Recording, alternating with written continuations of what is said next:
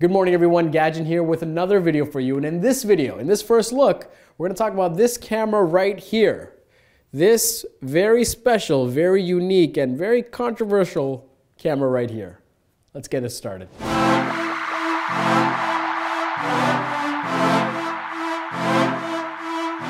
Welcome back everyone, Gajan from Henry's here, and we have had our hands on the X-Pro3 since it was announced. I wanted to do a first look right away, but truth be told, I just had to spend more time with it. This camera was designed for those people that want something a little bit more classic in styling, a little bit more minimalist, and a little bit out of the way. At least that's what Fuji is telling us. With this camera, the biggest thing, let's talk about it right off the bat, is that back LCD. The main LCD is actually hidden. You have to fold it out to view it. It's great for low angle photography, but for the most part, the philosophy around this is to be out of the way. Fuji's not telling you not to chimp. They're telling you that this camera is designed for the type of photographer that would much rather be in the moment as much as possible. On the back, what you will see is a sub-LCD display. This does not have a backlight on it. It's something that's always on and can show you one of two things. You can have the classic mode that shows you what film simulation you're in, and it also indicates your white balance and ISO. Or you can be in standard mode, where the sub-LCD shows you your aperture, shutter speed, exposure compensation, white balance, among some other things. You can customize it how you like it. And again, like I mentioned, it's always on. Even if you turn the camera off, these settings, you'll still be able to view them, which is really cool. Let's be honest here, Fujifilm is not telling people not to chimp. I don't think they're trying to tell you how to shoot. Really, it looks like they went ahead and designed a camera for a specific type of photographer. For someone that prefers to be looking through the viewfinder, composing their shot, shooting with intention, and be in the moment as much as possible. Above that, really try to strip down a photography tool to its absolute necessary components. Now there's some premium manufacturers that take this philosophy even further, but to consider this a cheaper version of that is just incorrect. For one, this is not cheap. You're still spending over $2,000 Canadian to get a Fujifilm X-Pro3, and you'd have to spend hundreds of dollars more to get their Duratech coating version that comes in silver or black and promises a lot more scratch resistance, something that's on the level of sapphire. I'll get to the specs in a moment, but I want to talk about that design again. When I was using this camera, I liked it more than I thought I would. I was initially excited because this type of camera is something that is in my wheelhouse, I guess you can say, in how I shoot. Personally, I enjoy street photography and portrait work. And for street photography, I usually have my back LCD completely off or just showing me the settings, if anything. So a camera like this is something that I'm more open to. When I started using it though, I really started to fall in love with the styling and how it got out of the way. The optical viewfinder is not something that will work with every lens. To get the actual framing lines, you're looking at lenses between 23 and 90 millimeters on the X-mount system. You can go as wide as 16 millimeters, but you're gonna lose that framing guideline that allows you to compose a shot that's kind of like a rangefinder camera. But you're not gonna be completely out of luck. With a simple switch, you can go to the electronic viewfinder, and this is a brand new high-resolution electronic viewfinder that they've designed, and which may also be the culprit for why this camera was pushed and delayed as long as it was. But you have a 3.69 million dot electronic viewfinder where you can use with any X-mount lens, or really any lens you can adapt with this thing to get the image that you're looking for. And there's also a third option where you can have the optical viewfinder and a small, tiny electronic viewfinder in the corner that shows you a representation of your focusing point. Really neat stuff. Again, this is not something everyone is going to value, but there is a subset of photographers that will just appreciate the charm and the character that this hybrid viewfinder brings. I was a little nervous when I heard the specs of this viewfinder, but upon using it, it was extremely pleasing to use. I will say though, the eye relief might be difficult for some people. So it's definitely a camera you want to pick up in your hands and hold and try for a little while. I found that while it was comfortable, it could have been better for my personal use. The X-Pro3 brings a few other changes to it. The top and bottom plate are titanium, and it's not just a titanium stamping method. No, they actually mill it out of titanium, so you get this real nice rounded, clean look on this camera. The inner housing is still magnesium. You get the dust and the weather resistance as you would have gotten with the X-Pro2. On top of this, there's some other minor changes. There's no more D-pad on the back, it's just a joystick. You have a little bit more room for your thumb to rest, and the side panel with the custom function button and the Q button, they're accented more to the side, so you're not gonna get those accidental presses when you're wielding this camera in your hand. Let's talk about the guts of the camera now. You have a 26 megapixel 4th generation X-Trans sensor, the same that you would see in the X-T3 and the X-T30. You have the same processor, the 4th generation processor in that camera in the X-Pro3 as well. But Fuji has not stopped there. They brought a lot of software updates to this camera. Let me see if I can list them off the top of my head.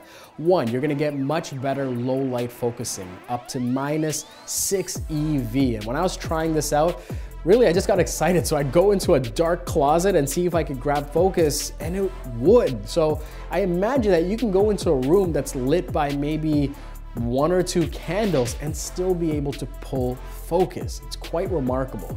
You also have a brand new film simulation, classic negative. This is something that really excites me. This look is mapped after Fujifilm's superior film stock, and it allows for even more creativity around your custom profiles. You can go ahead, tweak this to your liking, and create these fantastic images straight out of camera.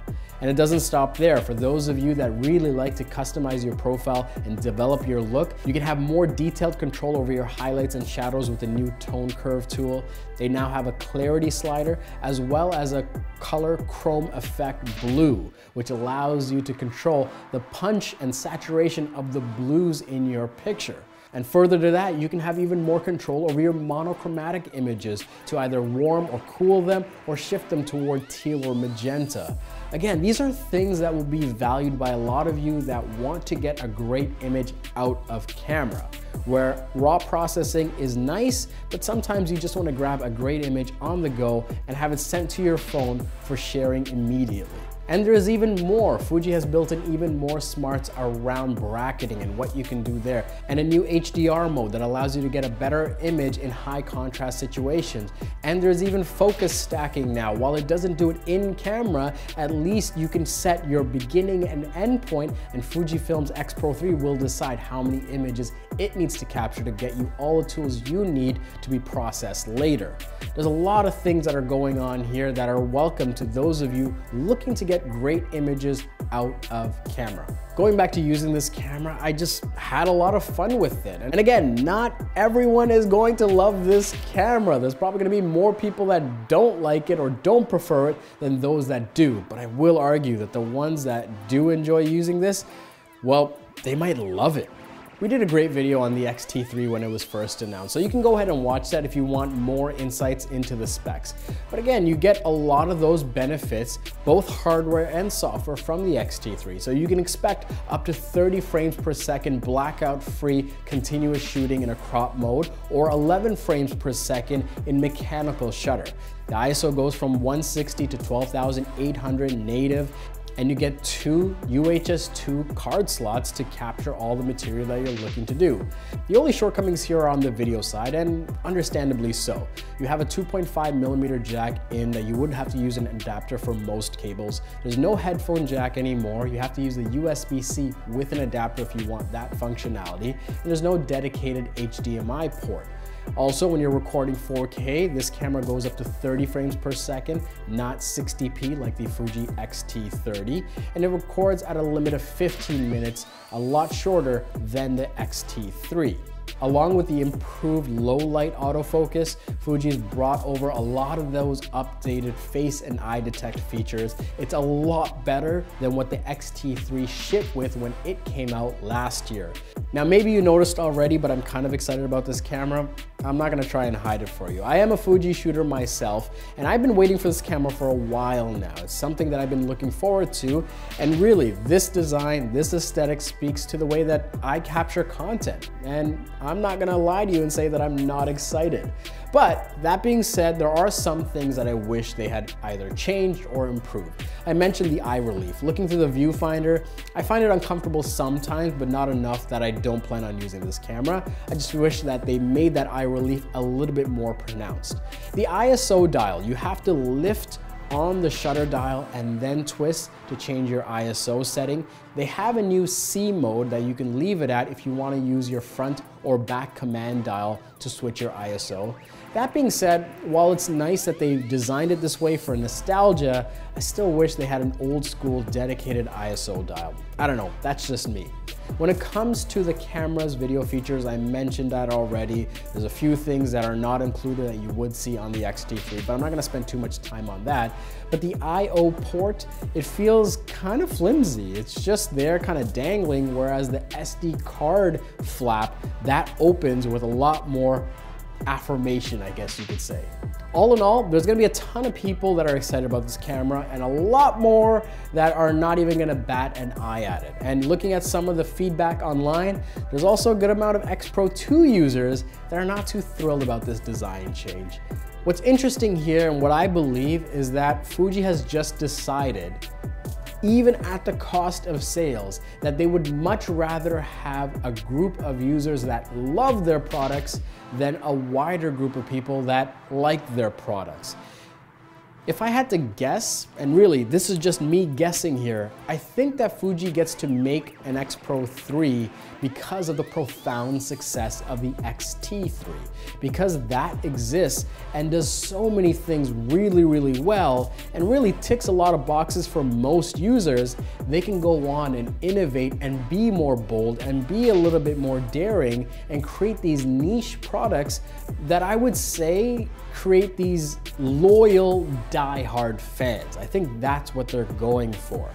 Again, I've only had this camera for a couple of weeks, and even in that time, it's something that I am falling in love with. Using it for my photography work is something I really enjoy. I like that the camera is designed in this rangefinder style where, especially being right eye dominant, I can have one clear view of my subject and the other through the viewfinder. The X-Pro3, it's a camera that I've been using for a few weeks now, and I'll be honest, Fuji, I'm not sending this camera back until you have to pull it from my hands. I'm kind of in love with this thing. But more importantly, I want to hear what you guys think. Is this LCD folding design a deal breaker for you, or for you photographers that are especially in that Fuji system, something that you're open to? I'd love to hear what you guys think, so let me know in the comments below. Again, my name's Gajan. Thank you for watching this first look, and we'll see you next time.